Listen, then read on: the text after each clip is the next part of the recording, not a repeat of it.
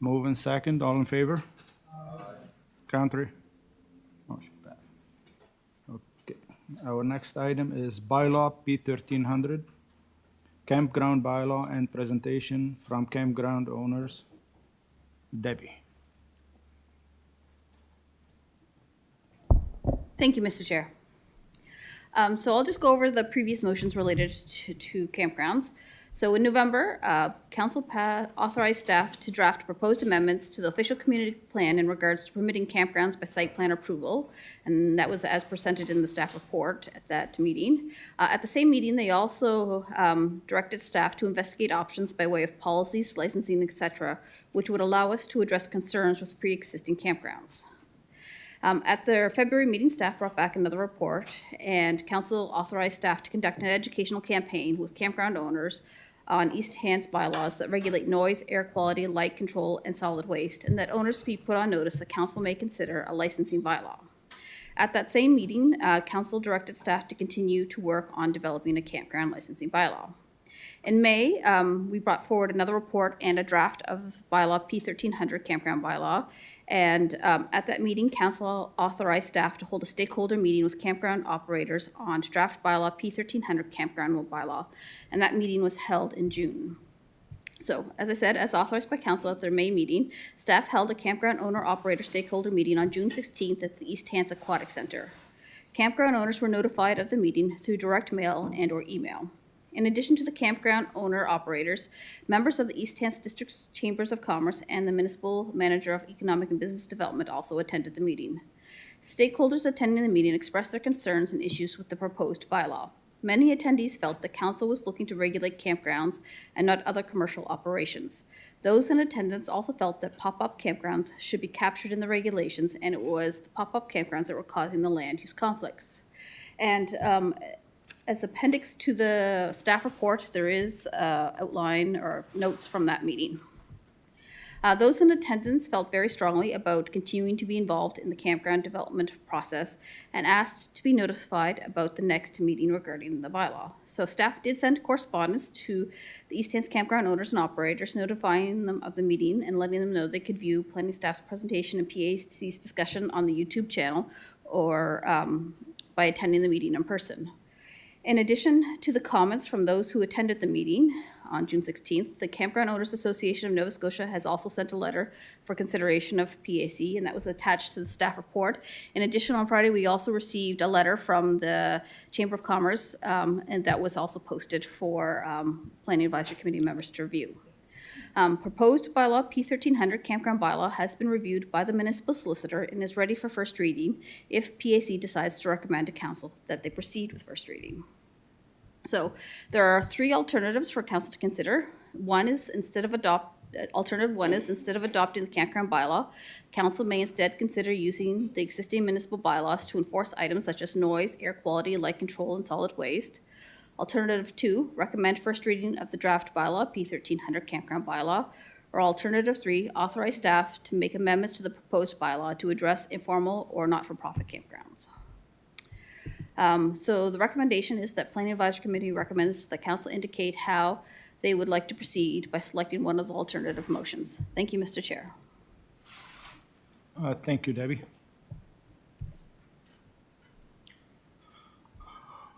I see no one on board, so, okay. Warden Rolston.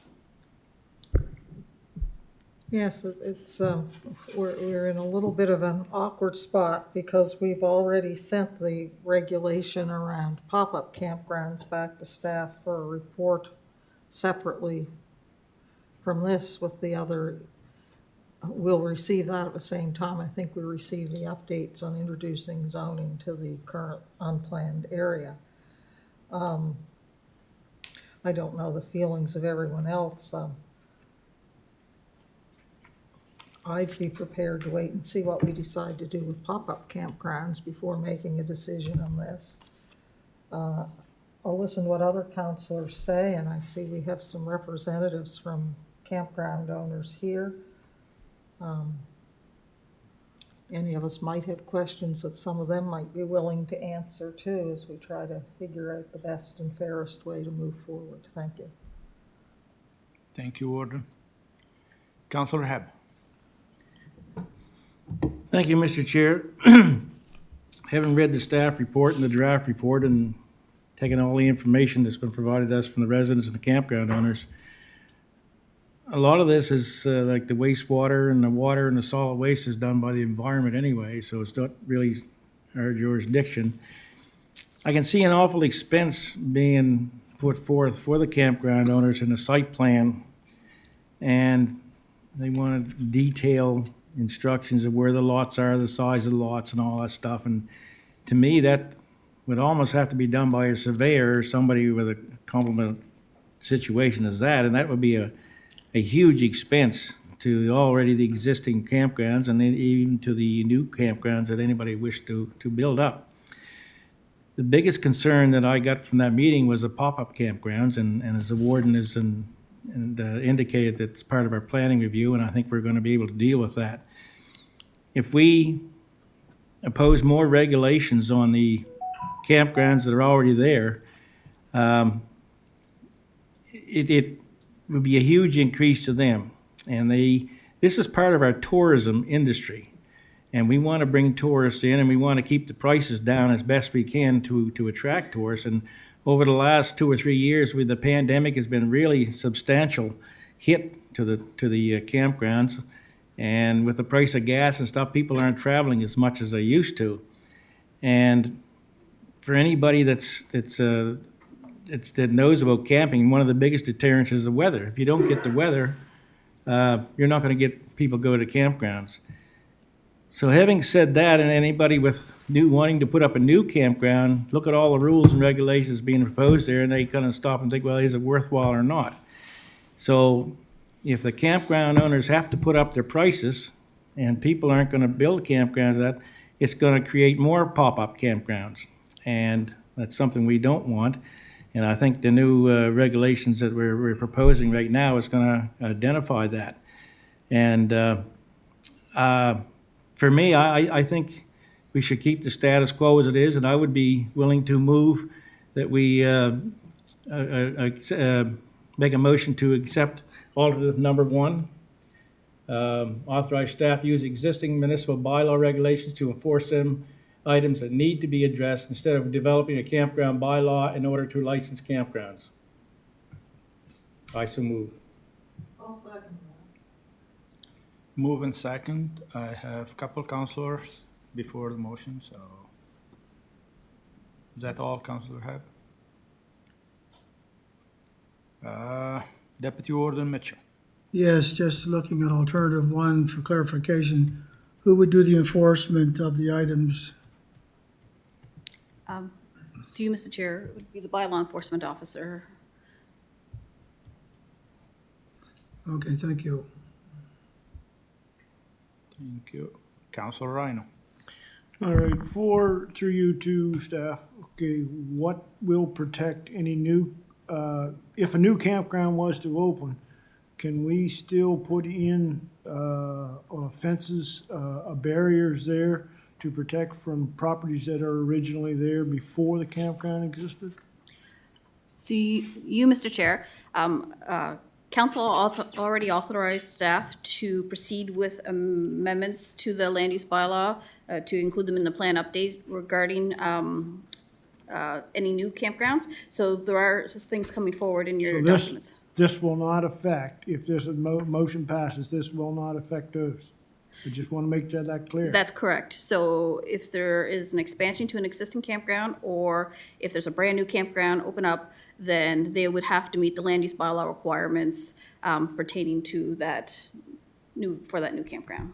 Because that's my biggest issue with new campgrounds.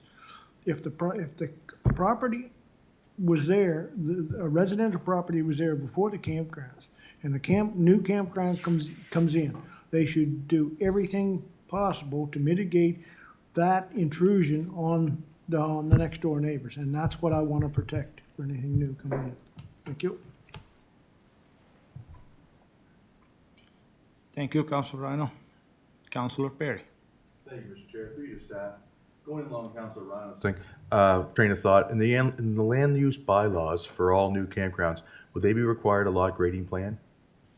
as part of that development to ensure that because I mean, a campground, you gotta clear off a bunch of stuff. It's gonna create more runoff and possibly affect your neighbors. So I'm just making sure that there's no adverse effects and all of a sudden we start putting civil matters on to residents for new campgrounds. Through you, Mr. Chair, the lot grading bylaw is only applicable to lands within the serviced area, so that bylaw would have to be amended to apply to campgrounds as well, if that's what Planning Advisory Committee or Council wanted to do.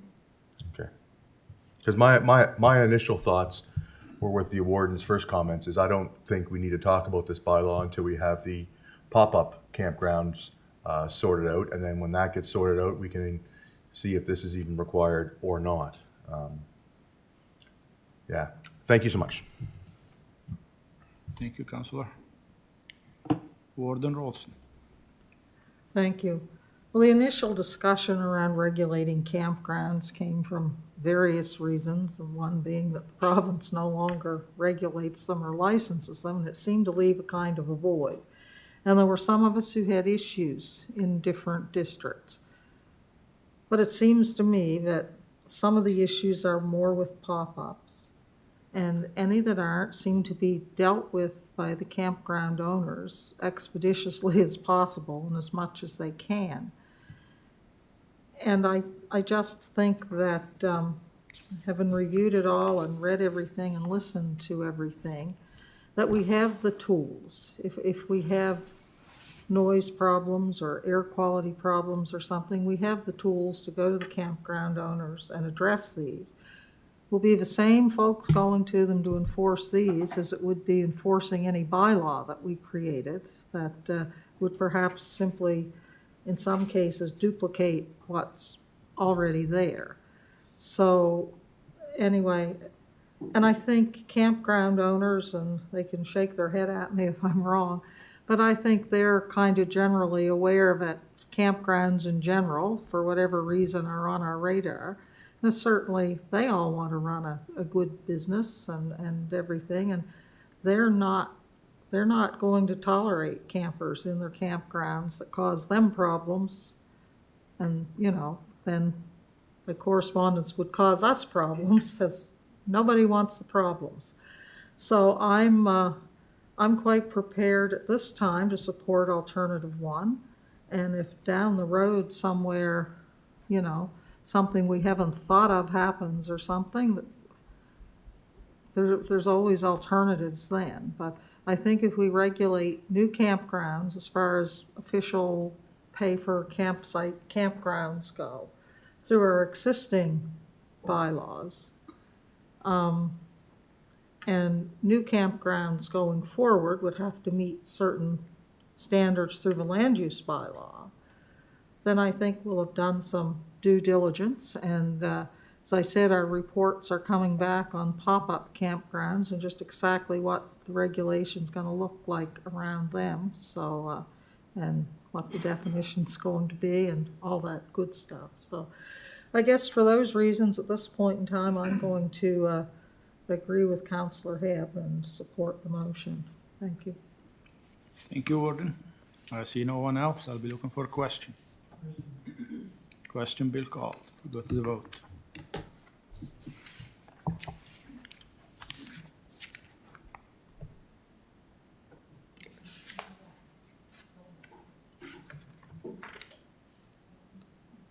Yeah. Oh, okay. Yeah. No, she's not here. We're 11, yeah. Okay, all votes are in and it passed unanimously. Yeah.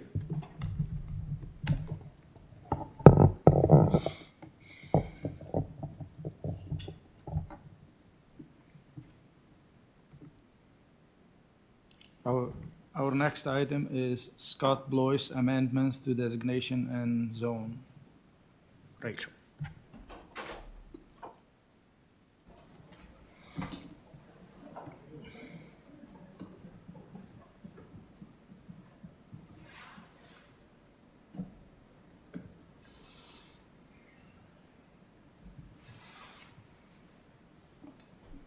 Thank you, Mr. Chair.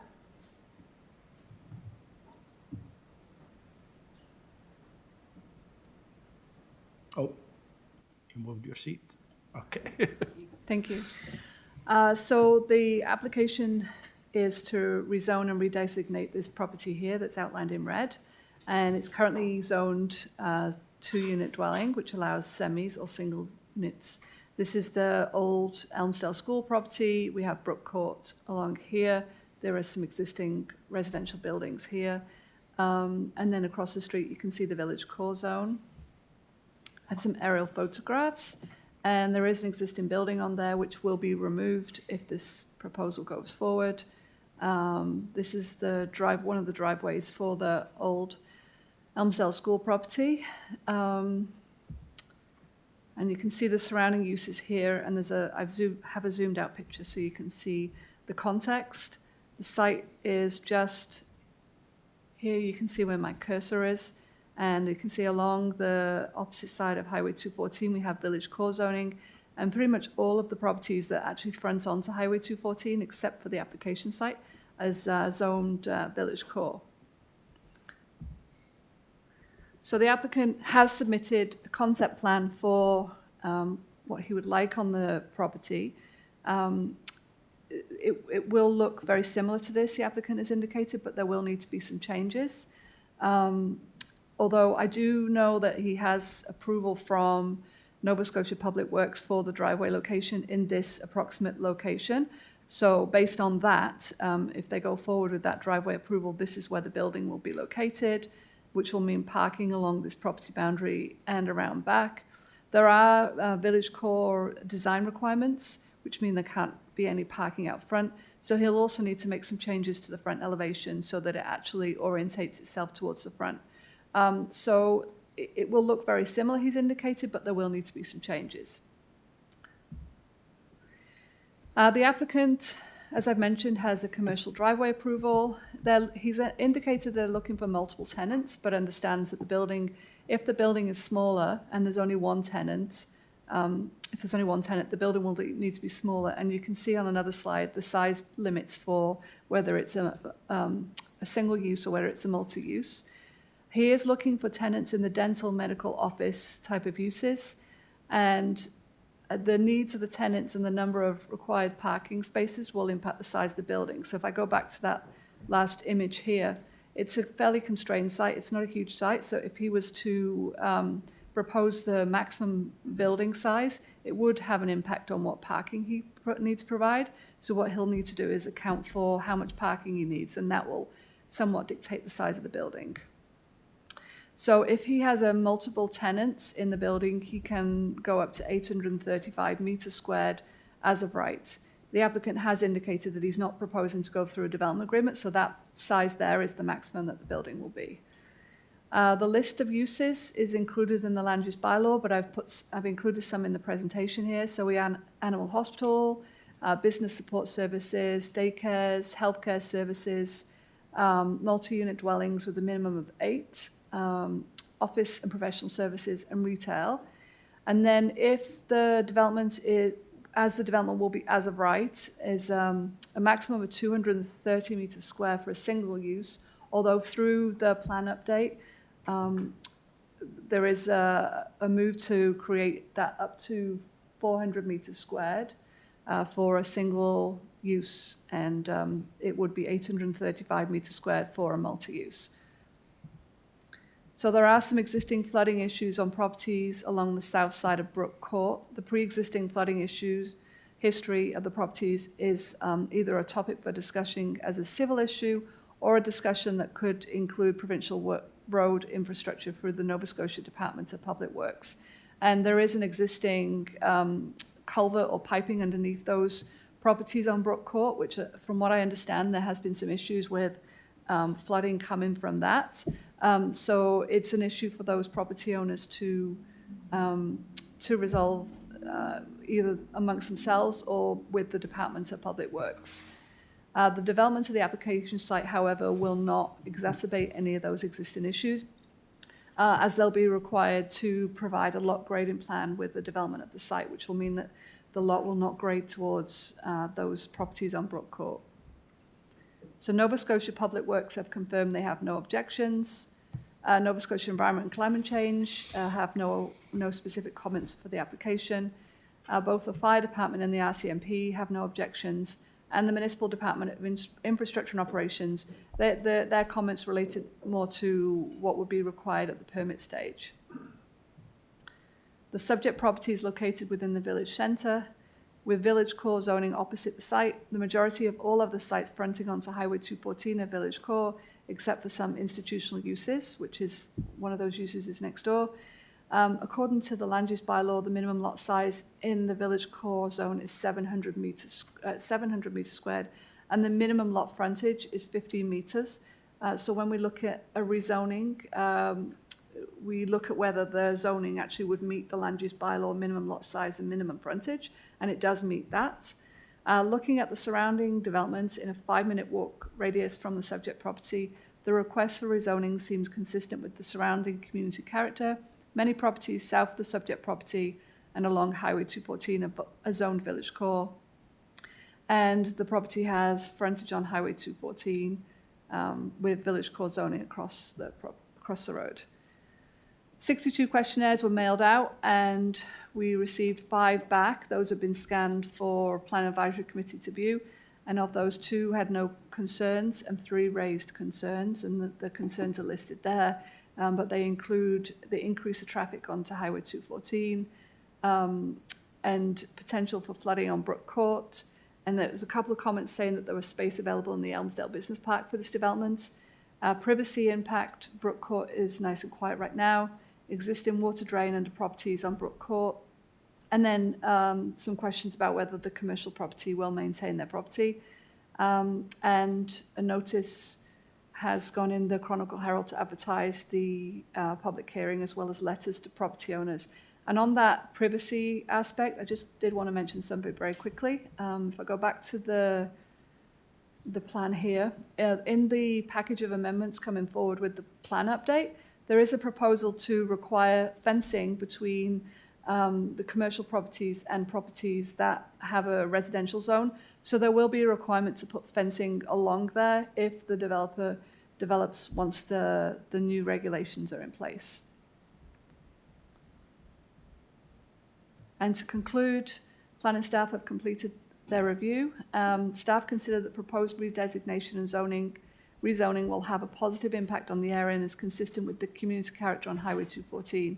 It provides an opportunity for additional much-needed commercial space, and staff are therefore recommending approval. So you can see on the flow chart here the public hearing, and that's been scheduled for next week. And the recommendation is that second reading and approval be given. Thank you, Mr. Chair. Thank you, Rachel. Deputy Warden. Yes, thank you, Mr. Chair. Through the staff, Nova Scotia Public Works had no objections. Did they make any comments? They did respond to us with a letter, but they said no objections, and that was the extent of their comments. Okay. Did they make any comments on traffic? Any traffic concerns? They didn't raise that as a concern, no. Okay. The lot grading plan wouldn't be putting any more water drainage under the properties on Brook Court? Through you, Mr. Chair, so the lot will have to be drained so that it doesn't impact any surrounding properties. It won't add any additional water onto any adjoining properties. And that lot grading plan will be prepared by a professional engineer. Okay, thank you.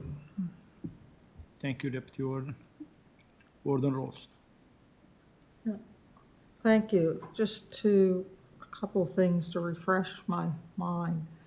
In the village core, this particular development, is there a maximum height? Yes, there is. It's two. 2.5 stories, I'm hearing?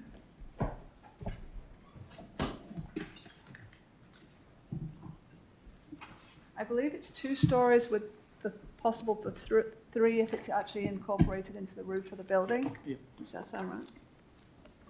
Yeah.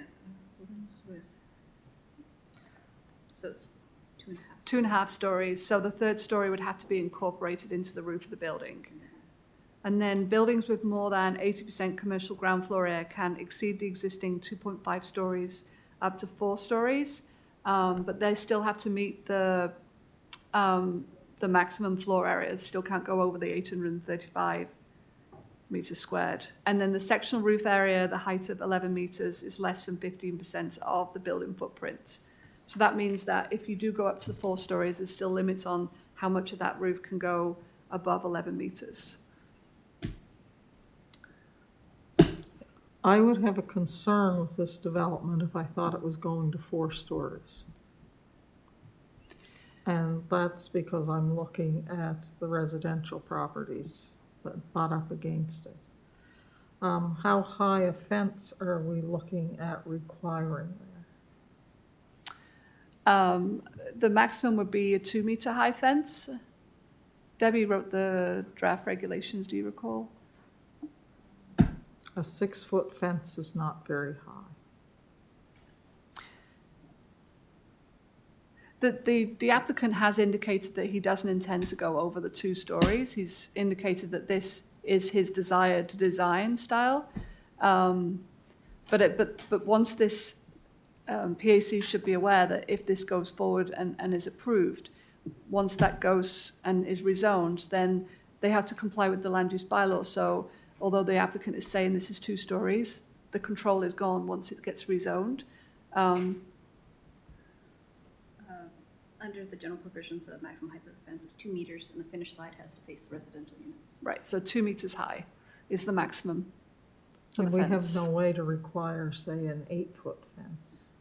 No, actually, the land use bylaw sets the maximum height of a fence as 2 meters. Interesting. Make a note, somebody, we might want to look at that.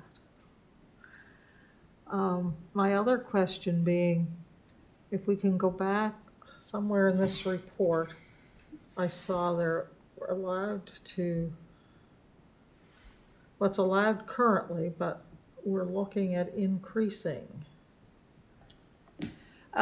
Yes, through you, Mr. Chair. So the increase is to the single use. Currently, the single use is, so if there's one tenant on the property, the maximum right now is 230 meters squared of the building, which is around 2,500 square feet.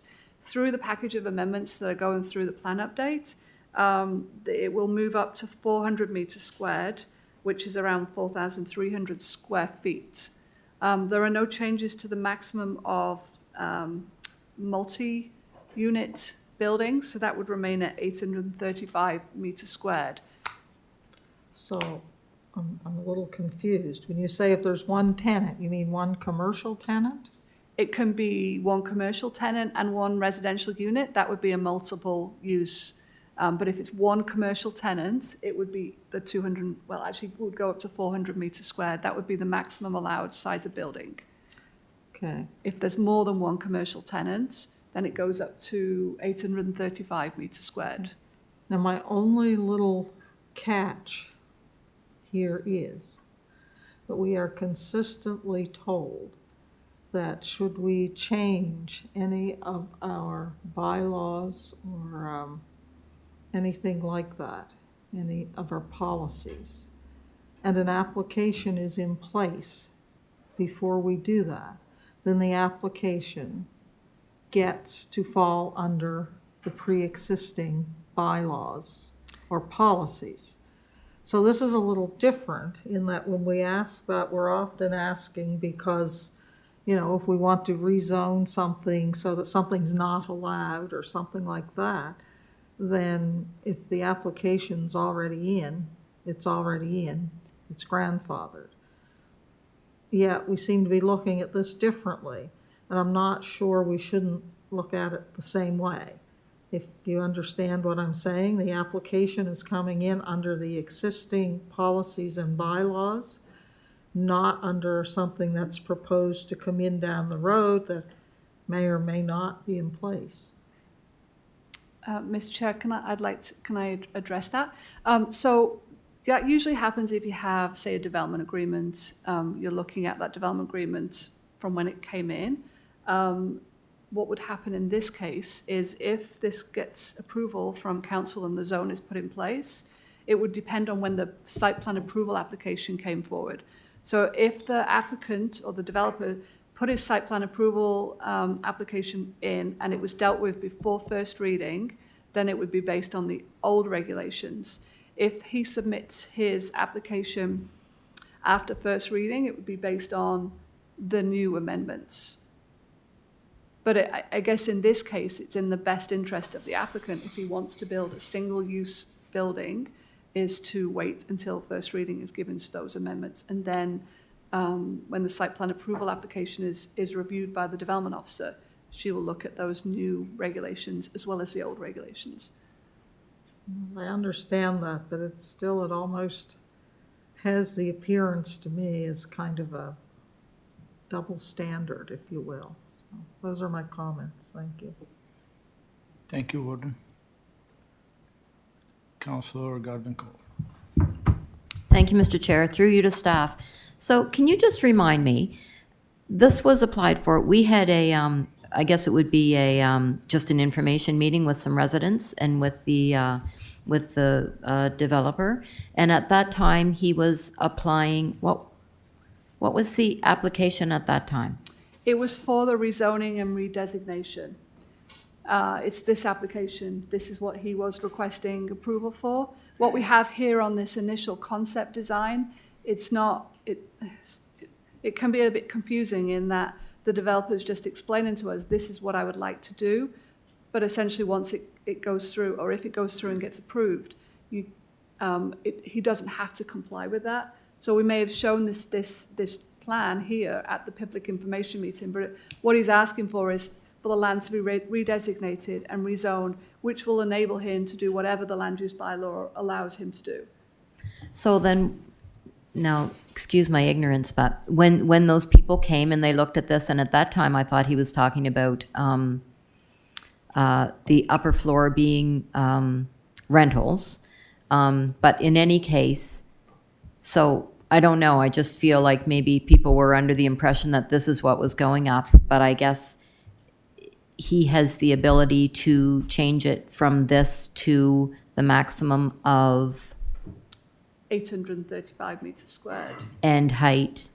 The height is 2.5 stories, up to 3 if it's in the roof. Following village core Yes. specifications. Okay, thank you. Thank you, Councilor. Councilor Perry. Thank you.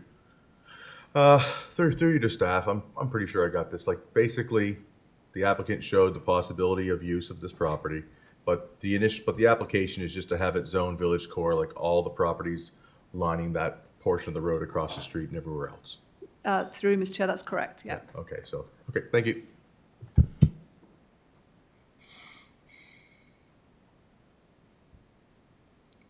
Thank you, Councilor Perry. Councilor Hab.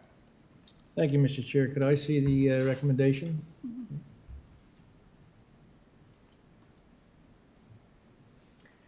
I would move the recommended motion as presented.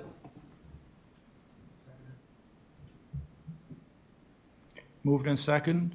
I see no one else. Looking for a question. Question being called. We go for the vote.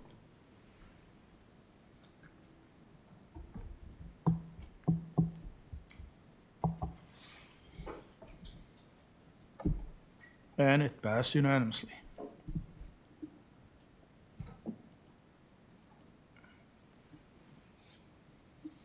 Our next item is Stephens Group Development Agreement Amendment for Assisted Living Facility.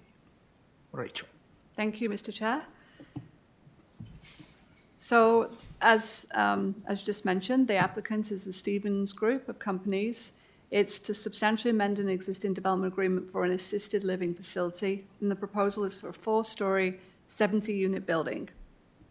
So the property is located at 410 Highway 2 Enfield, and there is an existing building on the property which is proposed to be removed. There's an existing development agreement registered on the property for an assisted living facility which was approved in 2008 along with the approval for the Magnolia property. So you can see on the aerial photography here, this is the Magnolia nursing home, and this is the application site. The development agreement that was approved in 2008 included this property and also this property here. So it incorporated both of these uses. The land is currently zoned to dwelling unit residential, which allows us singles or semi. To the north of the site is the Magnolia nursing home, which is zoned institutional use. There are existing residential properties with existing buildings located on them along here and along here.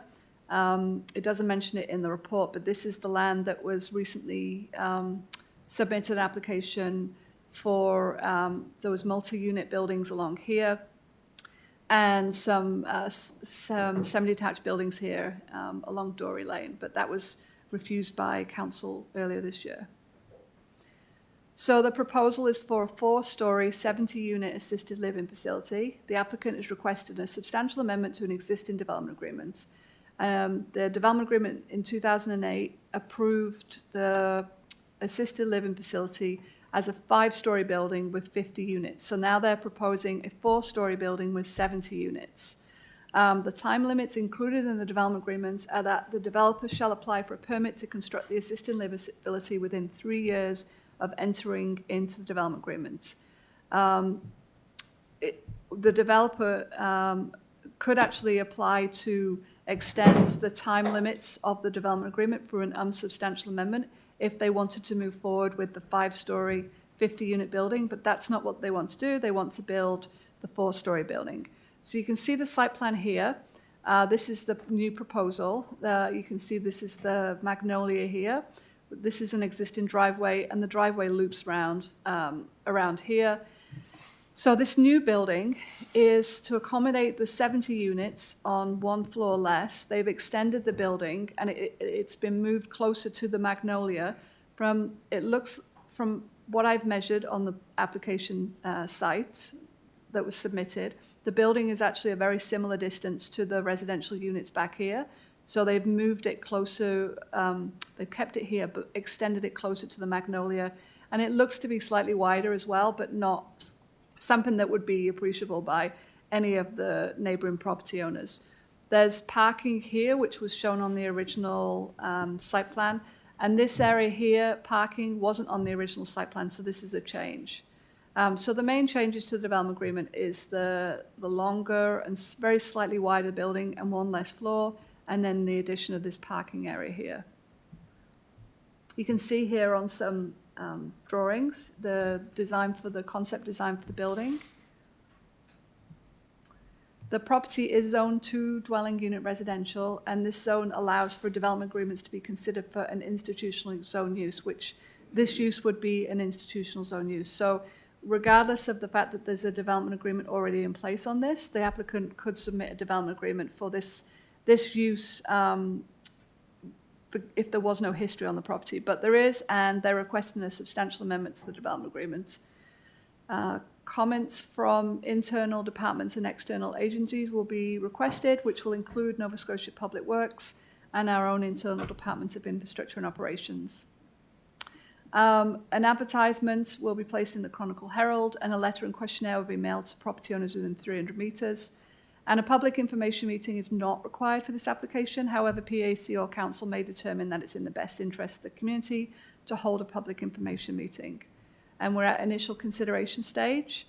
Any decisions to approve or not the development agreement application is appealable to the Utility and Review Board. And the recommendation is that initial consideration be given and authorize staff to schedule a public hearing. Thank you, Mr. Chair. Thank you, Rachel.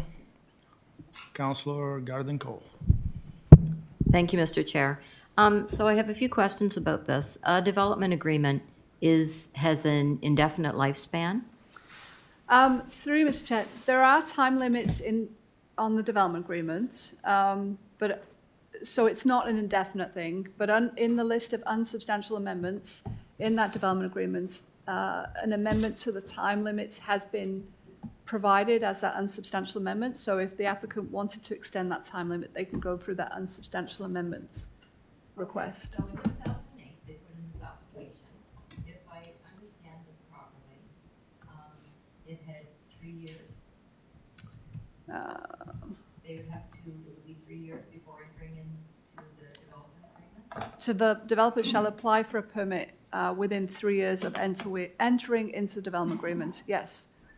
Okay, and nothing happened. Did they apply for an extension on it? Not that I'm aware of, no. Okay, we refer to this as an existing development agreement that's almost 15 years old. So Yes. is it an existing development agreement? Yes, it is, yeah. So then it doesn't expire, even without applying to have an extension? So the development agreement, sorry, through you, Mr. Chair, the development agreement stays on the land for, unless it gets discharged. So the development agreement is existing, and yes, there are those time limits, but, so they do expire, and that does limit the ability of the developer to go on and build as and when they want. So after those time limits have expired, they can't then go in and apply for a permit. They have to come back and request that those time limits be extended. So that's through the unsubstantial amendment process, but if they, Okay, so 14 years later, is that what they're doing now, going in and requesting that it be, I'm just trying to get my head around this, being that so much time has elapsed. well, through you, Mr. Chair, so what they're actually requesting is to substantially amend the development agreement to allow them to have a different style of building. But in that amendment package, or the amendments to the development agreement, that will also include new time limits to allow them to build this assisted living facility. So after 14 years, they still have a development agreement, correct? That's correct, yep. Okay, and it was approved in an R2 zone, it was approved for a 5-story, 50-unit, is that correct? It was approved for 5-story, 50 units, yes. And in that R2 zone, or that was on the approval of a zoning change, or? It was R2. John dealt with the original application. Okay, so then that's permissible to have a 5-story, 50-unit in an R2 zone? Through you, Mr. Chair, the R2 zone allows through development agreement for institutional uses to be considered through that development agreement. In the institutional use zone, the height limit is 21 meters. But I don't have the information on the height of the building, but it's not going to be 21 meters. That's 70 feet tall. Okay, so here's my concern. We've just spent a year, deliberating and staff's time, coming up with amendments to the MBC zoning to make it more in keeping with the community and what the residents are, the feedback is coming back and telling us, reducing the height and the density. And then here we are going further down the road into what is the R2 zone, which allows much less than the MBC zoning. And we're looking at a 4-story, 70-unit building. As much as I like the idea of an assisted living facility, I like it better at I don't just like it better, it would be more appropriate at a lower height and less numbers. I guess that would come with it. Maybe a bigger footprint, less stories. That's my initial comment. Is that all, Councillor? Yes. Thank you. Councillor Ryan. Yes, just want to clarify, this assisted living is what they're asking for. Is that similar to others in other parts of the province whereby once you enter assisted living, you have an easier access to full-time care when you so require? Is that kind of the same thing? So I guess that's my question. Through Mr. Chair, so it's more independent living than a nursing home. But you do have access to those nurses and care that you would have in a nursing home, but you have more of an independent unit. No, it's not. I understand what that is at all. It's not my question. My question is, does that give easier access to the nursing home if the tenant so requires after a time period? I don't know the answer to that question. Through Mr. Chair, I'd have to check back with the applicant to see. I'm if trying to that's the case. establish a relationship, right? So in most cases, you go into assisted living, and once you have a few years or whatever the time limit, then you need full-time care. It gives you an easier pathway to full-time care, which is right beside. So I just want to establish this.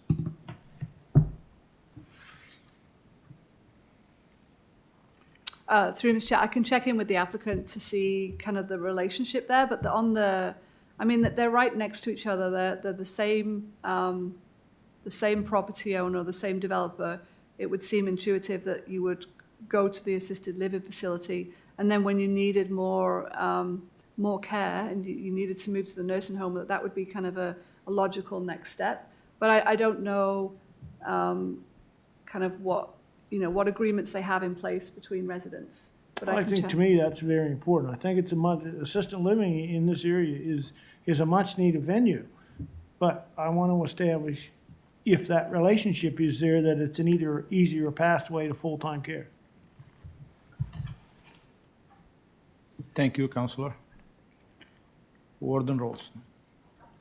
Thank you. With regards to Councillor Rhino's question, in the province of Nova Scotia, we enjoy something called single entry access controlled by the provincial government, which means that entrance to a nursing home at any time, you're on the list in a certain spot, and those folks determine where you go. So you could still conceivably be in assisted living at the Magnolia, and if your circumstances changed, you could be in Pictou next week, or New Glasgow, or Truro, or Windsor, somewhere within a certain radius.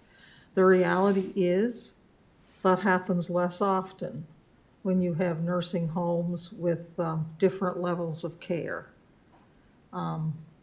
It is, for whatever reason, it does happen more often that if you're a level 1 care and you require level 2, you don't change nursing homes.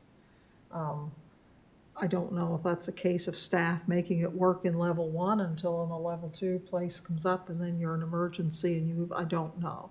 But I do know that single entry access is the gift from the province, if you want to call it that. I don't, as a former board member of Dykeland Lodge. It destroyed the ability at the time I was on the board there for us to use our respite room effectively. And we had more empty bed days following the implementation of single entry access than ever in the history of a nursing home when I was on the board, because of the bottleneck at the province in filling those beds. When we had an admissions and house committee, it wasn't like that. That's my rant about single entry access. My question here was, the initial development agreement allowed for a 5-story building and 50 units. But they can't option that development agreement now because it's still there, but the timeline has expired. So what they wish to do is reactivate the development agreement, for lack of a better word, with changes to knock a story off, but make more units. So that's a bigger footprint. And exactly how close, if I missed it, how close is this to those pre-existing single-family homes? I don't have those measurements. I've asked the applicant for some more information, but they're not. I don't have that information right now, but I can get that for PAC at the next meeting. It's no closer than what was originally permitted. It's the same distance. I just don't have the specific measurements. That matters to me. I mean, I'm inclined to say getting more units and knocking off a story so that you don't have the extra height looks somewhat attractive, but I'd still want to know how close they are to those pre-existing homes. And, you know, assisted living is very expensive in this province. It's not something that you're going to get paid for by the government. However, having said that, we do have residents who require this type of living, that it suits them very well, who can afford it. So to be able to have it within our community available to them, I do think is a positive thing. So I would like to have those distances. Those are my comments now. Thank you. Thank you, Warden. Councillor Garden Cole. Thank you, Mr. Chair. And yes, I think the assisted living is a good idea, no doubt about it. But I also have a responsibility to all the residents around there who I'm, you know, who I have a responsibility to and what their concerns are. So 4 stories is just too high for a building of that nature or any nature in that R2 zone. And that's my feeling on it. Thank you, Councilor. Councilor Perry. Thank you. Through you to staff. For this development agreement, does it have to go back into public consultation, or is it decided here today? Through Mr. Chair, it does have to go back to, it's the same process as if it was a new development agreement. Okay. Yeah. So this is just going to basically send it to the next phase where we get public feedback and head towards a public hearing. Yes, that's Okay, correct. so in essence, I fully expect Councillor Garden Cole to have the pulse on those residents, but they're going to have the opportunity to speak to us all as well. I see an assisted building like this coming to this area as not just something for one community in one district, it's a regional thing. It's going to pull people from other areas that don't want to move into the city or move to Truro. I think the warden is right on. We need to know what those distances are. We have to see what the setbacks are, understand what the lay of the land is going to look like, what natural barriers will be there, either be it vegetation or erected barriers. Because we are losing a lot of our senior population that do need a little bit of assistance to a lot. And the fact that they're connected by a service breezeway tells me there's going to be shared services between the two, and it's definitely something I think is beneficial for the municipality as a whole. But I would want to see what those distances are and hear from the residents that are right next door to see what they have to say. Thank you. Mr. Chair, can I just mention something quickly there? We're talking about kind of boundary screening. This is a development agreement application. Council does have the ability to stipulate certain things. So if it was, if council decided that it was in the best interest to provide some boundary screening along here, we can include that in the development agreement. Is it fully forested right now through there, or is it already cleared? Is it sporadic? I'll go back to the aerial photograph. So you can see this is the building is in this approximate location. Yeah.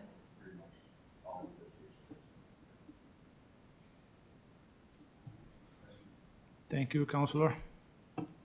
Warden Rolston. Thank you. I would just wonder, I look at this and you see the parking between the proposed building and the existing lots. That's not shown on the rendering. If you go back to it, it's not showing any parking there. It's showing lots of nice vegetation and that between there. So it's a little bit misleading in that way. And I don't know if there's, somewhere else on the property that the parking could go that would increase those distances. Like I said, till we have those distances, we don't have the whole picture. But I do have a question, and it still, I find it rather confusing, that there is an existing development agreement on this lot that had the developer actioned it before the deadlines. He could have put a 5-story, 50-unit building there, correct? Yeah, that's right. But now that the timelines have expired, the development agreement hasn't expired. The development agreement is still on the property. That's correct, yeah. So what is the process? Would that be an unsubstantial amendment to come back and ask for an extension of those terms? That's right, an unsubstantial amendment. And that's a very, as you may recall, that's a very quicker process than a regular development agreement or a substantial amendment. There is no public hearing, there's no public engagement. There is the ability to appeal that decision, but essentially it would be a report to Planning Advisory Committee, and then that same month, council would decide whether they wanted to approve that unsubstantial amendment or not. Because that seems like a little bit of a problem in our process to me. And I'm not picking on this particular development, But the idea that a developer can come in, get a development agreement to do something on a property, then not action it for the 3 years so that his ability to do that is lost, he really doesn't have to do anything to get that ability back. There's no protection built in there if things have changed, or no, for lack of a better word, punishment, or no, you know. Through you, Mr. Chair. So if we had an unsubstantial amendment and came forward for an extension on the time limit, say in this example, and the policies in the municipal plan strategy had changed significantly since when the development agreement was initially brought forward and approved, I think that would be potential reasonable grounds to not approve the unsubstantial amendment. So council still have that ability not to approve that. But in this case, the zone is still the same as it was previously. So you are kind of looking at similar circumstances from the original application to what's now in terms of the zoning and the policies and what's surrounding the site. But if that wasn't the case, then, and in other applications for unsubstantial amendments, if there was enough of a change between the policies and the regulations, that would be a reasonable reason to refuse the application. So we have no protection built in at this time for any developer to come in, get a development agreement on a property, not action it, you know, and development agreements take time. They take staff time, they take staff reports, they take council time in numerous meetings, they take public hearings. It's substantial, the amount of work to do it. So we have nothing in our system to prevent a developer from coming in the door and say, oh, this is a great idea, I might want to do this someday. Going through the process, getting the development agreement and letting it sit there for 5 years, 10 years, 20 years before deciding to do anything with it. And if the original zoning in that hasn't changed, then it's almost a rubber stamp to get it reactivated. Is that correct? I mean, through you, Mr. Chair, it's up to council what goes into the development agreement as an unsubstantial amendment. So if with a specific development agreement comes forward and you felt that you didn't want to allow that ability to add that time limit as time limit extension as an unsubstantial amendment, that doesn't have to be included. We tend to add that in there because we recognize that things change on a property. You know, financing might change, the landowner might change. That adds extra time to the developer. So adding that in there enables the developer to, if they need to come forward and ask for an extension to that. But I understand there's a downside to that as well, whereas... Well, my personal opinion is that that request for an extension to that development agreement time should have to come before the development agreement period has expired, not 3 years or 4 years or 5 years afterwards. That is a concern to me. I think, you know, perhaps that's not a potential problem here, I don't know, but I could see. So I can we make a note? I'd like to look at that when we do our plan review. Because I just think that I understand that circumstances change and you might want to extend that time. But I think the request should come before your time's up, not several years after your time ran out, and still be an unsubstantial amendment. And I guess, I said I don't want to sound like I'm picking on this, but I need to know those distances and I need to know a little more about parking configurations. Overall, I think we need the assisted living units. And I know the waiting list for the Magnolia itself is such that most people who get on the waiting list never make it to the Magnolia. They may make it to 2 other nursing homes first and still not get to the Magnolia. And I can speak from personal family experience on that one. So the need is there, and the need is here for more nursing home beds in this area as well as assisted living. So I will look with interest on those setbacks and things like that, but knowing that under the current development agreement that is in place, that an unsubstantial amendment could be requested that would allow the developer to go back to a 5-story building with 50 units. And should council refuse that, I assume that, is that appealable? It is appealable, yes. And, yeah, thank you. Thank you, Warden. John, you want to wait on? Yeah. Yes, thank you, Mr. Chair. Just I guess a comment about development agreements and the way we deal with what I'll call stale agreements, those ones where something hasn't been built. We do occasionally go back and review all the development agreements out there, and there are a lot. And I don't know if anyone on council currently remembers, but occasionally we do bring reports forward where we ask you to discharge agreements. So that occasionally does happen every, say, 5 years or something. This one was left in place, though, because it is still regulating the Magnolia. I mean, everything that's at the Magnolia was laid out in that DA in terms of the parking and landscaping and the actual number of beds and so on. So that's why this one is still there, even though the time limits did expire for the other facility. Thank you, John. So I have just some clarification. So if we, let's say, I'm not saying I'm with it or against it. If we refuse the proposal for 70, is that appealable, or just the 50, going back to 55 stories appealable? The 70 would be appealable, yes. This is a current application, and as a development agreement, it would be appealable. So they could come up with 200 unit and it's still appealable? It would be appealable, but the policies of your MPS would be what we would look at, and so yes, it's appealable, but it doesn't mean that. They're gonna win. That doesn't mean they're gonna win. Yeah, exactly, Okay. yeah. Thank you. Okay, splitting up again. Council Deputy Warden Mitchell.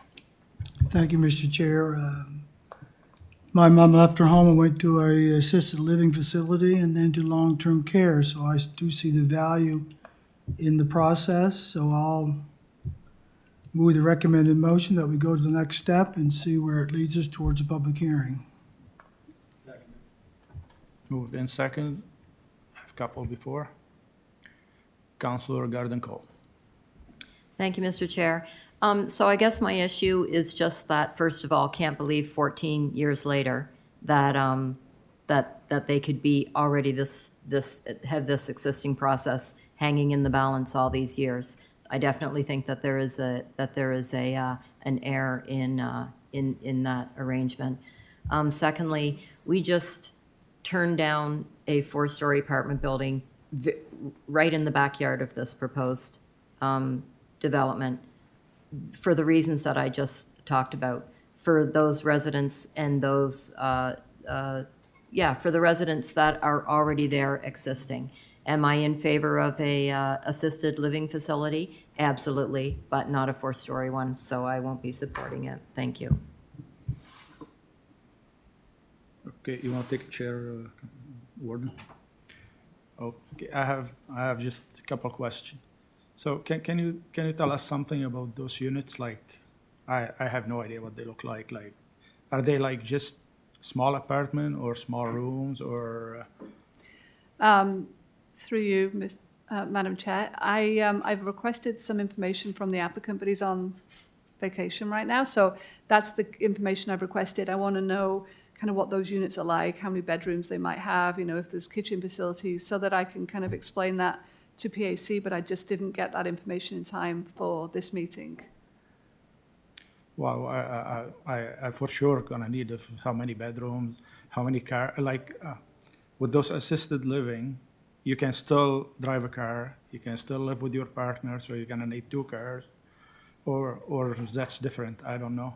Like, are they similar as the senior apartment, or? I just don't have the information to No. give you right now, but what I can say is that we will look at the parking that is proposed and see whether that makes sense based on what the land use bylaw requires. And so we'll look at all of those details and provide that information at the next report. Yeah, so I what I want to see in the next report, how many employees they're gonna have in that building, like, they're gonna have nurses or something to support them, So they're gonna need more parking, or if the tenant are allowed no cars, or they're gonna have somebody drive them. We need a lot of information about what's going on before you put 70 units like building. Thank you. I'll take the chair back. Okay, I see no one else left. Question being called. We'll go for the vote.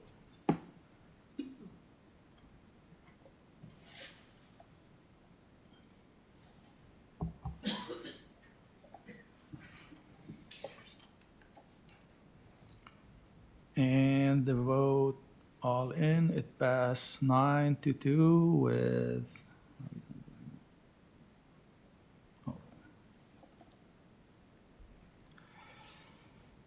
public member 1 and Councilor Garden Cole voting nay.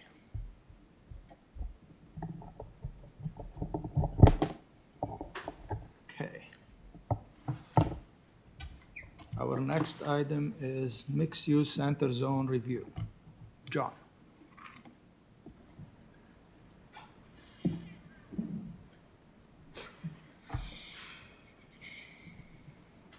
There we go. Thank you, Mr. Chair. So at your July meeting, staff presented a second report on the mixed-use center designation zone review in Enfield and Elmsdale, and were given some direction. Council directed that staff prepare amendments to the mixed-use center designation and zone to require commercial space on ground floors of new buildings and also limit the height of new buildings south of the daycare property to 12.2 meters and 3 stories.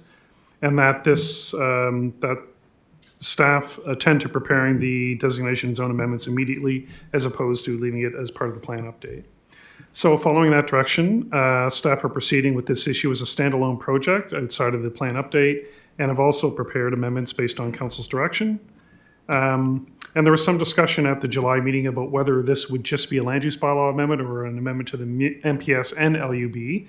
And after looking at it, we did determine that it would require amendments to both the MPS and LUB.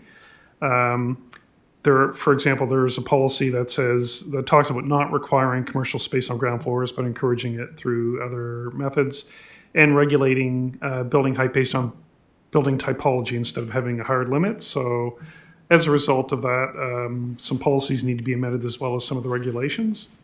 And as a result of it being part of an MPS amendment, it would not be appealable. So the first set of amendments to the MPS would be to, again, switch out the language that talks about commercial space not being required on the ground floor to foster mixed-use development, commercial space will be required on ground floors in new buildings. And then the second amendment talks about, instead of basing height of a building based on the typology, for example, is it mixed use or all residential, it will enable different height limits in different areas of the mixed-use center zone where deemed appropriate to foster compatibility with surrounding uses. So again, that southern portion of the district. And so then coming to the land use bylaw, so the first amendment would be to create a subzone, this area outlined in yellow, and that's the daycare there. So within this area, all new buildings would be restricted to 12.2 meters and 3 stories. And right now the language in the bylaw says or. So if you're able to squeeze 4 stories into 12.2, you can do that currently, whereas if this amendment passes, then that would no longer be the case. And the second amendment, after some discussion with EBD, we set the limit at 50% of the ground floors must be commercial space.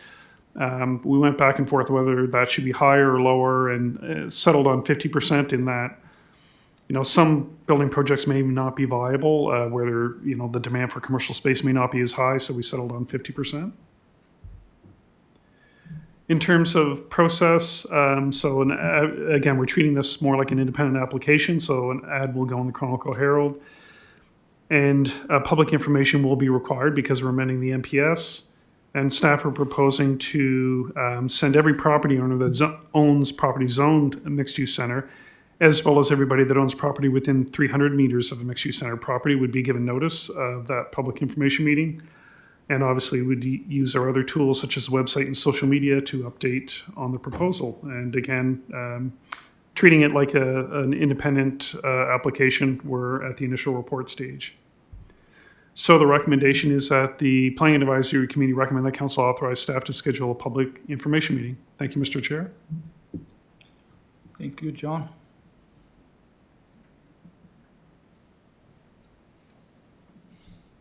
I see. Okay. Deputy Warden Mitchell. Question through you to staff, why the requirement for ground floor commercial? Through you, Mr. Chair, as you might remember from the July meeting, we heard from EBD that there's a real need in the community for commercial space, rentable commercial space that isn't available. And what we've seen so far with proposals in the mixed-use center is that so far we've only seen 2 commercials out of all the buildings that have been proposed. So looking for, I guess, a stronger regulation to actually require it. So it's a stipulation that if you're going in the MU zone that you have to have ground commercial or you couldn't develop? Is that what am I hearing? Or? That's right, Mr. Chair. So if this regulation was put in place, you would not be able to propose just an apartment building. You would have to have a commercial component. So originally when it was 4-story, you had ground floor commercial and 3 stories above that? When it was a 4-story? Yeah. Through you, Mr. Chair, the way the regulation read was 4 stories and the ground floor, if you were going to 4 stories or above the 12.2 meters, you had to have the ground floor commercial capable. So that meant at grade and a higher ceiling.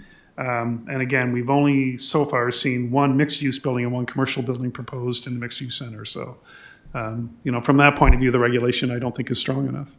Would this cause the footprint to be larger? Sorry, I didn't hear. The footprint, if you have ground commercial, could you go extend the building?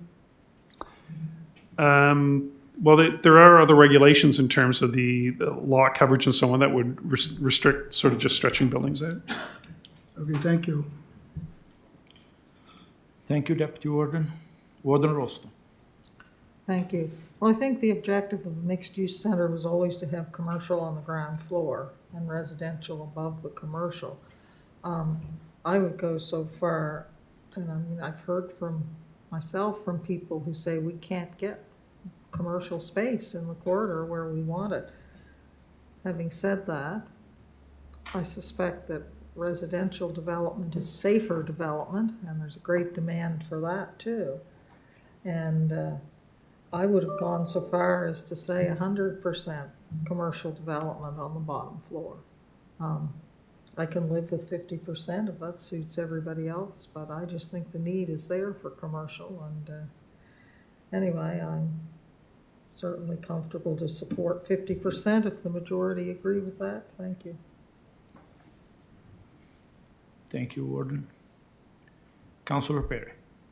I think by putting 50% in, normally commercial use is a higher rent than what a residential rent would be. If the use does go there, I fully expect it to go to that 80 to 100% on the ground floor.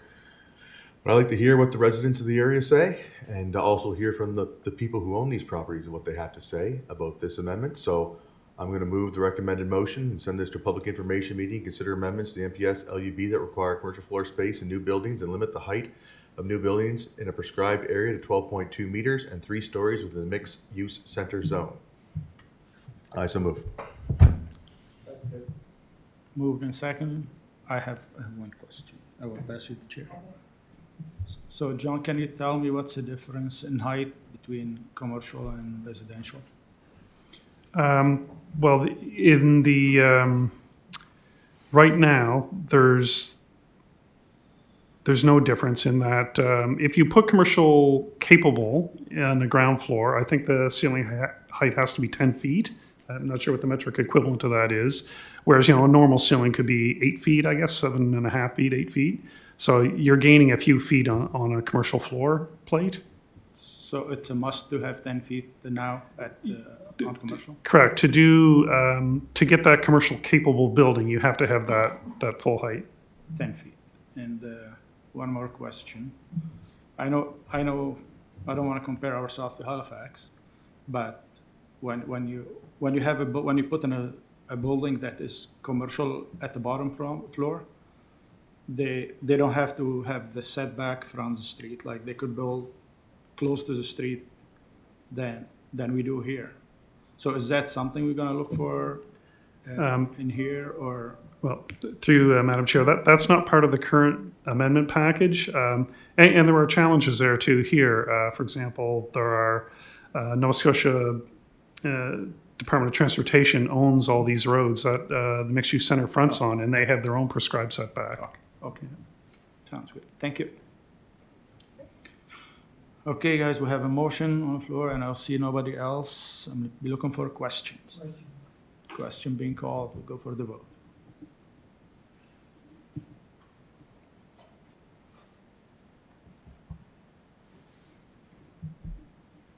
And the motion has passed unanimously.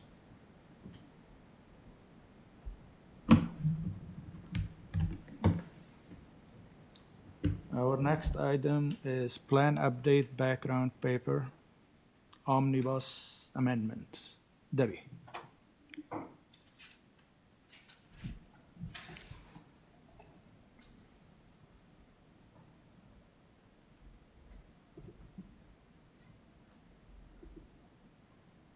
Thank you, Mr. Chair.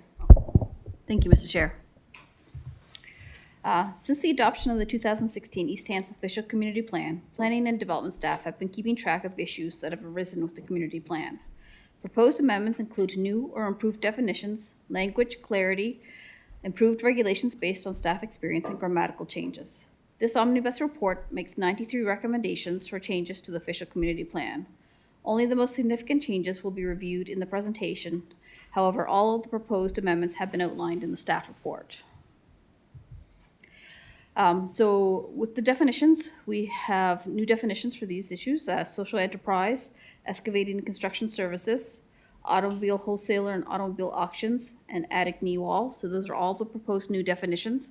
Within the document itself, there are other definitions which are proposed to be amended to bring clarity or based on legal interpretation. So one of the second things we talk about is barrier-free improvements. When East Hants receives an application for a cluster townhouse application, such as townhouses on Carolyn's Way, there's no requirement under the Nova Scotia Building Code Act to require that any of the units be built as barrier-free, even though these units are being constructed as rentals for seniors. Staff are therefore recommending that the municipality send to Joe Rogers, the Building Code Coordinator for Nova Scotia, a letter requesting that townhouses constructed on a single lot under the same ownership for rental purposes shall have the same barrier-free requirements as apartment buildings under the Nova Scotia Building Code regulations. And we're also proposing that the cluster townhouse developments with more than 6 units require 1 accessible parking stall per 15 dwelling units. And this was identified as an action item in the accessibility plan. So right now, the building code regulates apartment buildings and the number of accessible spaces, but because they don't have accessible requirements for cluster townhouse developments, we're asking those that they be added to the land use bylaw. Another issue is agrivoltaics. So agrivoltaics is the co-development of solar photovoltaics and agriculture. As there's an increased demand for greener sources of energy, agrivoltaics provide an opportunity for agricultural landowners to reduce their greenhouse gas emissions and supplement their energy requirements by investing in agrivoltaics. Although this technology is not yet widely used in Canada, staff recommend that the opportunity to combine these two resources are provided to agricultural landowners, and it is proposed to be permitted by site plan approval, and there is a set of proposed regulations within the document. And this is just a little example of what agrivoltaics could potentially look like. So you have the crops growing underneath the solar panels. Former land school property. So there's an outstanding motion. In February of 2013, East Hants Council passed motion C-1342 that staff be directed that any development of the former school property and lands requires a public information meeting and public consultation. So to date, no development has been proposed for the subject lands. Therefore, staff are recommending that the requirement be added to Part B, citizen engagement of the MPS, and we ask that the following provision be added. So council shall require public consultation, including a public information meeting for any proposed development, whether as of right or through a planning application for that subject property. And We also propose adding a provision to the village core zone rule provisions, which the property is zoned, and just also identifying that if anything came forward as of right, that a public information meeting would have to be held for the application. Drinking water mini home. So East Hants Council passed a motion C-20-348 in November of 2020 requesting the council direct staff to bring back a report to council either at a future committee meeting or through the interim plan review around mechanisms the municipality can put in place to ensure clean drinking water is available for East Hants residents who live in mobile home parks. As part of the plan update, staff have reached out to Nova Scotia Environment and Climate Change to ask about their testing requirements for mini home parks. And the following slide is a response received from the department. So what they provided to me is that Section 35 of the Water and Wastewater Facilities and Public Drinking Water Supplies Regulation specifies an owner must ensure that the microbiological, chemical, and physical characteristics of their public drinking water supply do not exceed the maximum acceptable concentration for substances as set out in the guidelines for Canadian drinking water quality. Accordingly, water supply owners operators are required to demonstrate to this office that the water being provided in the public to the public is safe for human consumption prior to registration. In addition, water supply owners operators must conduct routine sampling for both bacteria and physical chemical parameters over time. Quarterly bacteria samples and every other year for physical chemical parameters if the water supply is a well, annually if the supply is from surface water. Analytical results showing unsafe drinking water must be reported to Nova Scotia Environment and Climate Change immediately, and their inspectors review analytical results during routine audits. So the testing guidelines for public water supplies are very stringent, and staff feel that adding additional municipal requirements around public water supplies would be a duplication of resources and regulations. Therefore, staff are not recommending new municipal regulations for water quality in existing mini home parks. So in the future, if council considers the expansion of an existing mobile home park or the development of a new mini home park, the municipal planning strategy already requires the council consider the following in terms of water supply. So they'd be required. The new mini home park applicant would be required to provide a hydrogeological study showing the adequacy of the property to provide an adequate and safe water supply as determined by hydrogeological assessment prepared by a hydrogeologist. And so no new policies or regulations are proposed for the mini home park or designation or zone. Pockwalk Watershed. Staff and Economic and Business Development requested that the land use regulations for the Watershed Protection Overlay Zone be reviewed with an intent to make them less restrictive to property owners. Following an initial staff report on the subject, council directed staff to review the regulations. In consultation with staff in Economic and Business Development, planning staff are recommending that existing regulations protecting the Pockwalk watershed, the Watershed Protection Overlay Zone, not be amended. Municipal staff has successfully marketed and sold lots in the Mount Uniacke Business Park for uses which meet the existing regulations. The existing regulations provide protection to the drinking water supply from potential toxic or damaging substances, and amending these regulations may increase risk to the watershed. So the South Corridor and Commercial Growth Management boundary changes. The Municipal Department of Infrastructure and Operations has requested amendments to the South Corridor and Commercial Growth Management boundary. Amendments are being proposed to address land that is difficult to service with municipal water and wastewater. On the following slide is a map showing the current boundary and the proposed boundary with amendments. The change would impact 25 properties. So here we have the current boundary for the South Corridor Commercial Growth Management area, and this is where we provide our water and wastewater services. This is the new proposed boundary here in the dashed line, and these are the areas where the boundaries kind of overlap, so that would be excluded from the new boundary. That would be difficult to service. Planning and development staff have been keeping track of suggested changes to the official community plan to help improve the document and to correct errors and omissions. Planning staff recommend that PAC recommend to council that staff be authorized to make the proposed amendments to the East Hants official community plan. And the recommendation is that Planning Advisory Committee recommends the council authorize staff to draft proposed amendments to the official community plan in regards to proposed changes to the East Hants official community plan as presented at today's executive committee and outlined in the staff report. Thank you, Mr. Chair. Thank you, Debbie. Councilor Perry. Chair, through you to staff, the photovoltaic agricultural, is that just for the agricultural zone, or will that be available in the rural use zone and possibly the new zoning in the on-planned area? Through you, Mr. Chair, we actually already allow for solar farms in the rural use zone. Okay, So that would be, again, allowed in the RU2 futures zone as well. So there'd be no reason not to include it in those two zones as well. okay, so it's just allowing the agricultural zone to have the same, okay, Yes, good. yeah. The other thing I was looking at was the impact for the Pockwalk overlay. I'm glad to see that the business community is thriving with that. The one question I do have, and I don't know if you can answer this, is we have had no issue selling those properties in the Mount Uniacke Business Park, but the investment and the type of businesses with the amount of jobs and the certain types of things that could be brought to the business park has been vastly different. And maybe this is something that I need to ask Graham later, if it has had an economic impact overall, because if you're selling it to a business that only has 3 or 4 employees and is not doing much, or you have a big manufacturing plant there, the assessment on the property and the amount of jobs and stuff it brings to the communities are highly different. So, but overall, the protection of the water is important. Even though it's not our water, it is water. People do drink it. It is important. That's all I have. Thank you. Thank you, Councilor Perry.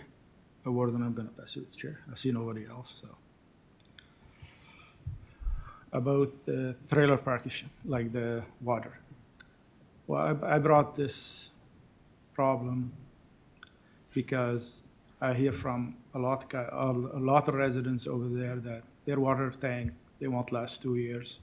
So there must be something in the water. Like if the water is good water, like you shouldn't have that problem every couple of years. And I know the Department of Environment is doing their job, but the water where the water source is always locked. So when the environment is they're gonna ask for time to come and do the tests. And when they do the test from the source, everything could change. Like every time they have test over there, the people complain about lot of chlorine in the water. So they flush those wells. They do everything to make it pass. So I don't know if we could, if we interfere, I don't think it's a duplicate. I think it's a very concerning issue and safety issue for our residents. And I think it should be, it should be no notice. It should be, I don't know how to do it, but maybe we should have a key for that thing, or because if you're telling me I'm gonna come test your water, I'll do anything to make sure it's gonna pass. That's normal. So I don't know what to do about that. I don't know where to go from here, but it's very complicated. And some more thing, like they always bring water, like they don't have enough water, so they truck water, and for sure that water is nice and clean to put it there. Well, they're paying for it, and probably that's when they do the test too. So there's a lot of stuff, and unless we go to is there any way that resident can test their water and do something about it? Like, then they'll be hand-picking them up and probably harassing them and let them leave. So I don't know how to do that. The CAO was asked to weigh in on this one. Through you, Madam Chair, some of those comments, I guess, are somewhat concerning from a municipal, provincial point of view. I think if there are concerns that the residents aren't being treated fairly in this park by Department of Environment, or that their processes are causing some concern for residents, then council can certainly act as an advocate on their behalf. But I think to switch to a point where we're now sort of regulating the regulators would be, I don't think that is the right direction to go. And I think that's probably your best bet in this case, is to be an advocate for the residents with the provincial government, to maybe have some different processes in place, have a frank conversation with them. But I don't think through regulation is the way to do that, but we can certainly do that through advocacy for the residents of Mount Uniacke. I think that's probably your better bet. I mean, when this motion was put on the table, we didn't know the answers, and Debbie since found out the processes and found out that the Department of Environment, this is their wheelhouse, and I would hate to see the municipality start something where we do have other avenues perhaps to have those conversations at the staff level or at the political level. Well, yeah, thank you, Kim. And another thing, since that thing came up, we saw like everybody over there, even the resident, noticed a lot of digging in the ground. Probably the problem was with the infrastructure over there. They're changing some of it. So I don't know if that helped, but as a municipality, is that our job to make sure those fit, like the pipe in the ground? No, it's not ours, no. No. It's the landowners. Okay. Thank you.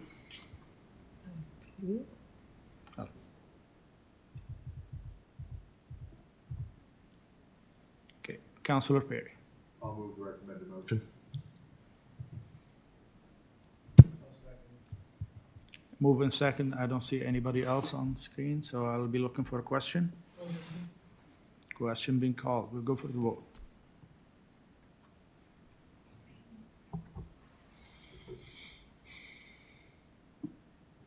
And the motion passed unanimously.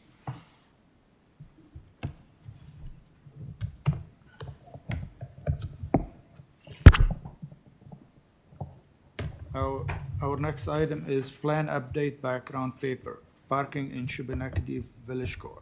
Rachel.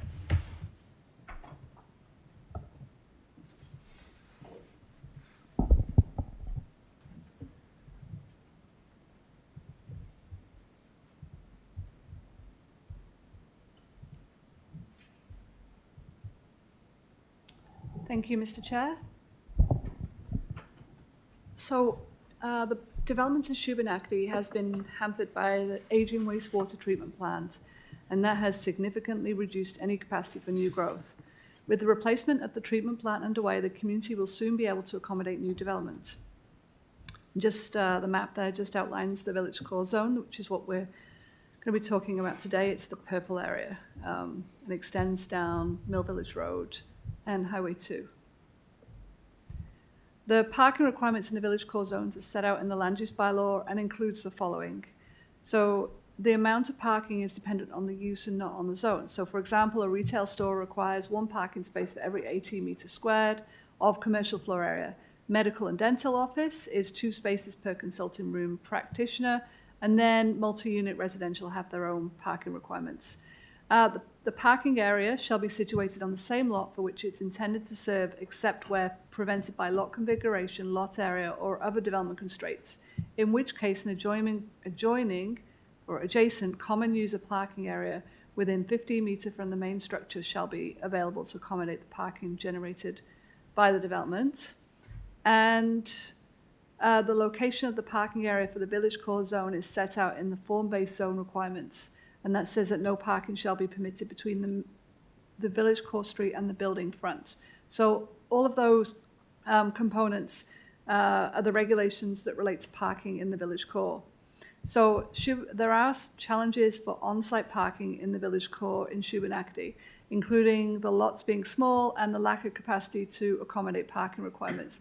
And this one here just kind of highlights, this is probably an extreme example, but it does show you the limits of some of the properties. So we have the property boundaries just almost around the building and doesn't provide any capacity for any change of use unless they were to implement the request for adjoining parking.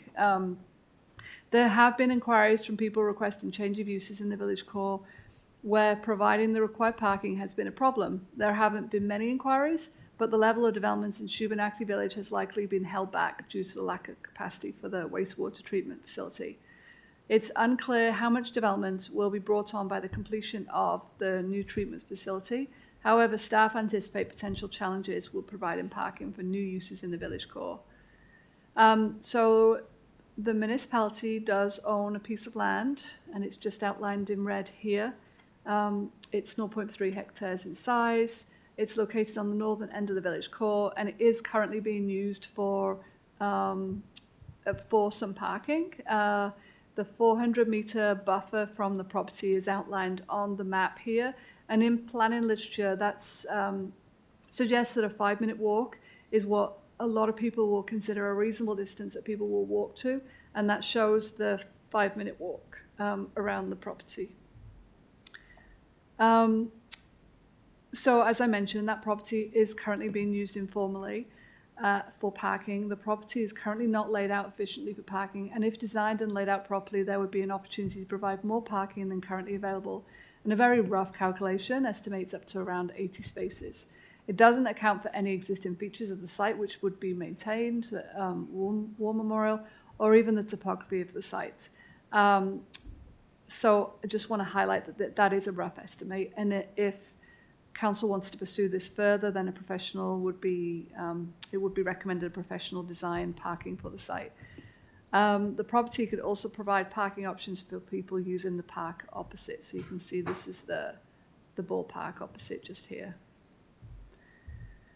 There are also locations where on-street parking is available, which is located outside of the vehicle traveled way. So these areas are already being used for parking, and the following map identifies locations where there is current parking and also potential parking within the right-of-way. So staff have estimated around 20 to 25 spaces in the Nova Scotia right-of-way, and the locations identified are all outside of the traveled way of the roads, so they won't prohibit traveling along the roads. Planning staff haven't had any discussion with Public Works about those parking locations, so the map there just provides some of the identified areas where, as you can see, there's parking already occurring in the right-of-way there. So some options that planning staff have put together.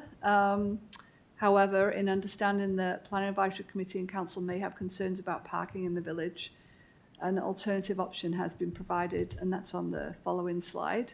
So the recommendations are that for commercial uses where the property owner can demonstrate that room for parking is not available or limited on the property, amendments to land use bylaw regulations could enable all or a portion of the required parking be reduced where the property is located within the 400 meters of that municipal property. So that could be all, or it could be in the regulations that only a portion, so maybe 50% of the required parking be reduced. For all of the permitted uses in the village core, so this would be commercial and residential, parking be allowed to happen in front of the building. And then also the third recommendation is to direct staff to include an item in the next budget year for a professional plan to be prepared for the parking lots. And this would include consultation with Nova Scotia Public Works. So development in the village core zone requires site plan approval, and enabling a different approach to parking than currently, where property owner developer has to demonstrate room for parking is not available or limited, would be reviewed by the development officer. So it would be the decision of the development officer whether parking is enabled elsewhere, and this provides oversight. So it wouldn't just be an as of right, someone could have parking elsewhere. They'd have to demonstrate to the development officer and put their case forward that they can actually provide that parking on the property, and then they could enable it in another location. So there is benefits to this approach. Many of the buildings in the village core are older mercantile buildings constructed in the early 20th century, and they form an important part of the character of the community. Planning staff see an opportunity to protect the buildings on smaller lots by taking a different approach to parking than in the other village cores. However, we understand that the concerns around providing adequate parking, but in Shubenaked there is a large parcel of municipal land in the village centre, and that could provide an opportunity for further parking and also enabling properties with existing small lots to be developed, which would create economic opportunities and enable existing buildings to be retained. So the alternative is to watch the situation. So it would be to maintain the existing regulations but staff could provide an update on this a year or two following the completion of the wastewater treatment facility. And the recommendation is to authorize staff to prepare amendments to the policies and regulations based on the direction identified in the staff report, and then to include an item in the 23-24 draft budget regarding parking on that municipal property. Thank you, Mr. Chair. Thank you, Rachel. Warden Rolston. I'd just like to congratulate staff. I think this is very forward-thinking and very proactive, and would allow us to get out in front of possible issues as we approach the time when Shubenaked is once again able to add to its development. And it certainly does, down the main drag there, have that small town character, so to speak, and would be pretty impossible to get on-site parking in many of those buildings. Yeah, I support it wholeheartedly, and I would move the recommended motion.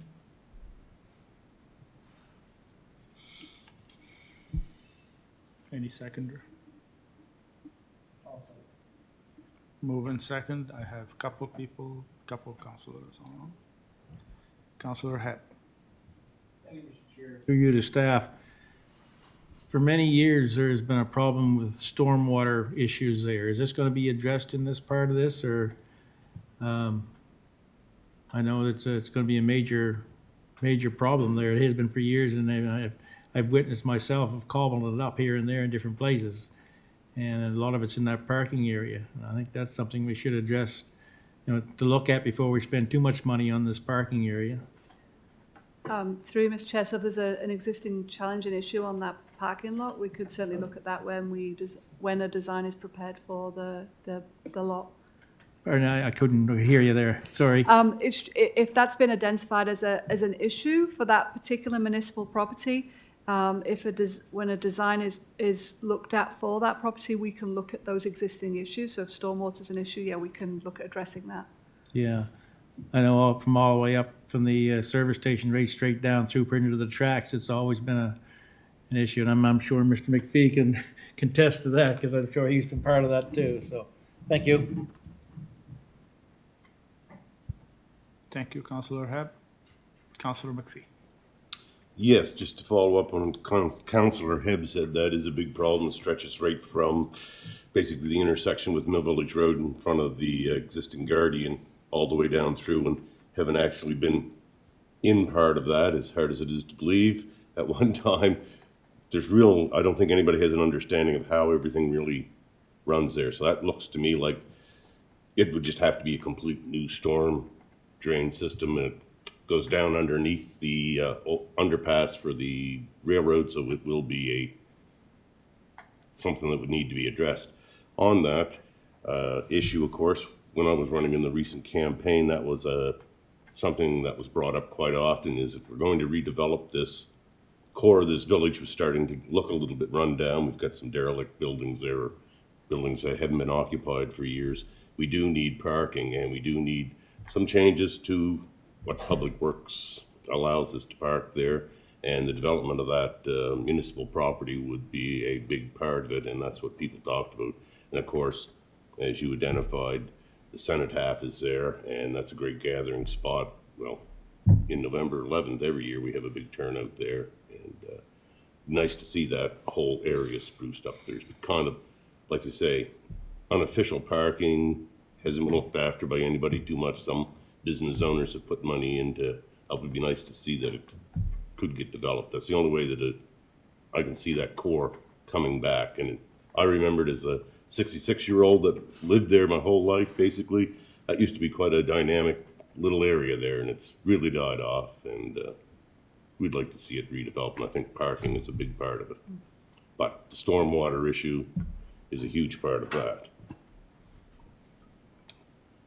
Is that all, Council? Yes. Thank you. I have one question. If you don't mind. So those regulations are gonna be on the existing, or if somebody demolish a property and wanna rebuild, what's gonna happen there? Through you, Mr. Chair, the intent was for all properties, not necessarily just existing buildings. But as I mentioned, that would be on the onus would be on the developer to provide that information to the development officer that they couldn't provide parking on their property. So even if someone demolished a building, they would still need to establish that that couldn't be provided. And I think in those cases, you could put the argument forward that they can provide parking on that property. The main issue right now is because you've got those small lots with existing buildings. But I guess there's potential for some of those real small lots that if it does get redeveloped, the building's removed and redeveloped, and you want to put a building on there that can provide a reasonable commercial floor area, and you can't provide enough parking for that, then this would also accommodate that. So with the other regulations we have for the VC zone, they're gonna still apply? 50, like, I'm sorry, I didn't quite For- catch that. for the VC zone regulations, they're gonna still apply to the new, if you have new build, they can go over 50% of the lot, or? All the other village core regulations would still apply. This is just dealing with parking for that one village core, not the rest, not any of the others, just this one. Yes, but in Shubenaked, if somebody have a 10,000 square foot lot, they cannot build the whole lot and tell you we don't have no parking. There's other regulation beside that, right? Yeah, that's right. So what are those regulations like if you have, let's say, It's based on the floor area, so. The floor area, yeah. Yeah, so 835 meters squared for a multiple use commercial floor area, or 230 meters squared for a single use commercial floor area. yeah, but my question is, if you have a 10,000 square foot lot and you're allowed to put 800 square foot commercial on it if you have multiple tenants? We just talked about it earlier, right? What's a square footage like in a VC zone, like for commercial? Square meters. Yeah, 835 square meters, and in feet, that's 9,000 square feet building, maximum commercial floor area. Maximum floor area. Yes. So I have problem here. If you have a 10,000 square foot and you can't tell me I'm gonna put a 9,000 square foot building on it, or I don't know if I getting it wrong. Is it 900 square foot or square meter? It's 9,000 square feet, 835 Maximum floor area. maximum floor area. I've just converted that from, our land use bylaw says 835 meters squared, converted to 9,000 square feet, maximum floor area. So if you have a 10,000 square feet lot, can you put 9,000 square? So all the boundaries are gonna be gone. You got, all your setback are not gonna work. So, I mean, right now, there are no side yard setbacks in the village core, so essentially, yes, you could put a 9,000 square foot building on a 10,000 square foot lot. And in those cases, then the developer would have to provide for, to demonstrate to the development officer that they can't provide parking on site, which wouldn't necessarily be able to be. so one building is gonna take that whole parking lot, like, for 9,000 square foot, you could put a lot of businesses there, so I don't know how that's gonna work with I mean, one parking. through you, Mr. Chair, if that's of concern and council wants to set some limits in there, so, for example, these regulations are just for existing buildings, that could be part of the regulations, or it could be that you can only, if you've got, I'm throwing something out there, so if you have a lot and you're going to demolish the building and build on that lot, that you can only substitute half of the parking somewhere else. So there are some, if there are concerns from councillors or planning advisory committee, we can tailor those regulations to deal with that. But essentially the way that my recommendation, or the recommendation here today, is that for all commercial lots, whether there's an existing building on there or not, but if that's of concern, we can address that. I don't know, I'm seeing a big picture here, I don't know if everybody's seeing it. So if we have 30, 40 lots that undersized, and each one of them go maximum 9,000 square feet of commercial. Where are we gonna provide parking for all that?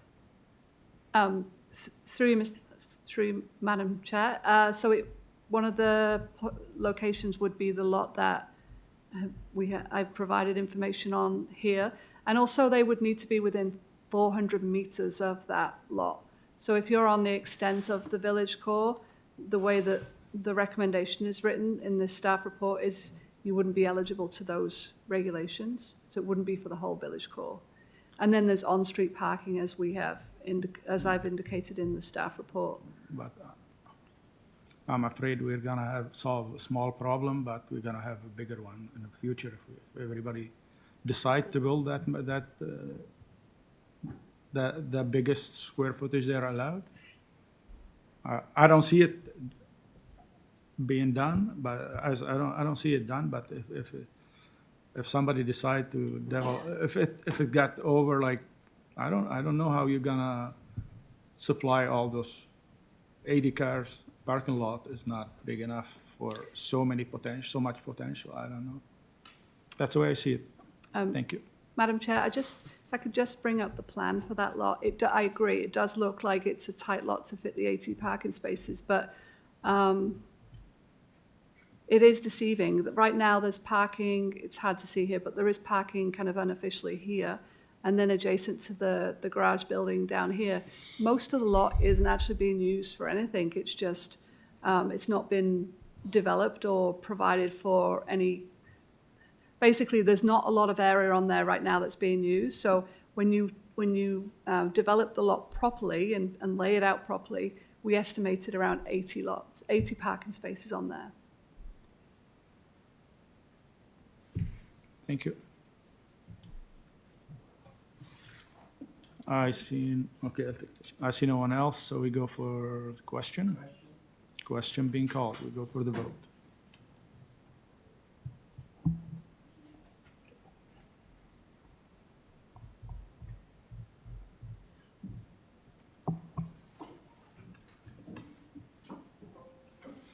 All the votes are in, and it passed unanimously.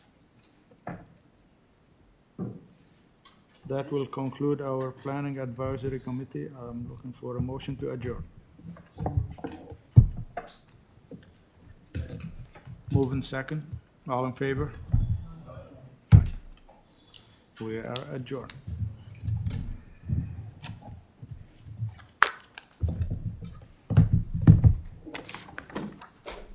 You still here?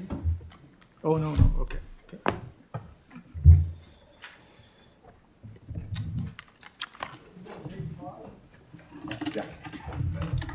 Let me sit down, we'll take 5 minutes. Yeah, we'll take 5 minutes before we start PAC. Yeah, take 10 minutes.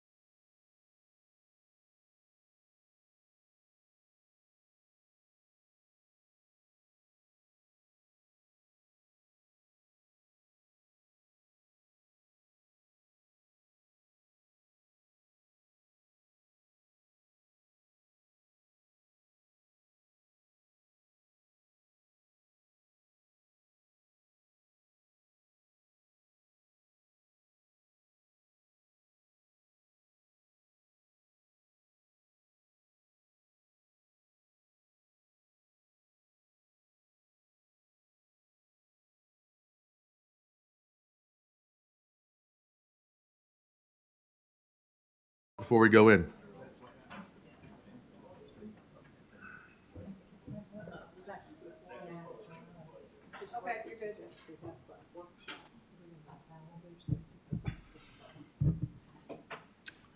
All right, we'll be looking to recall to order the Corporate Residential Services Committee.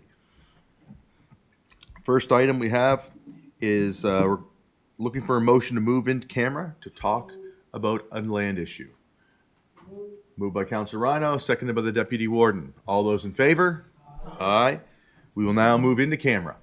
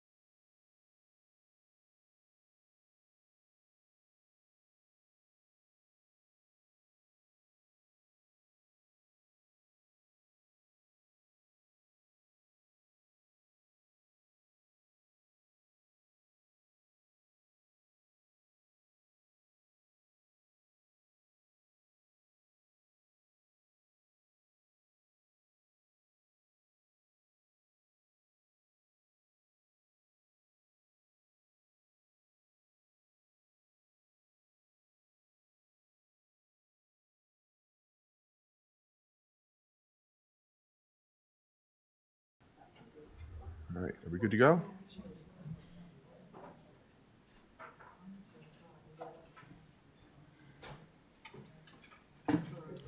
All right, just like to report that we met in camera over a land issue, and from that, there are no motions coming forward. Brings us to the end of our agenda, but before we go for adjournment, the warden wanted to bring up something. Go ahead, warden. Yes, folks, we discussed earlier moving the polling district review and off to the future. So my suggestion is that we set up a workshop to do that, where we can be a little more informal and try and hash through it. I'm told by the CAO that there is no public information meeting scheduled for Tuesday, October the 4th. I wonder if that works for folks to come and have a workshop in the room next door. Okay. Alternatively, it puts it later, but we would have the 20th, which is the extension of executive.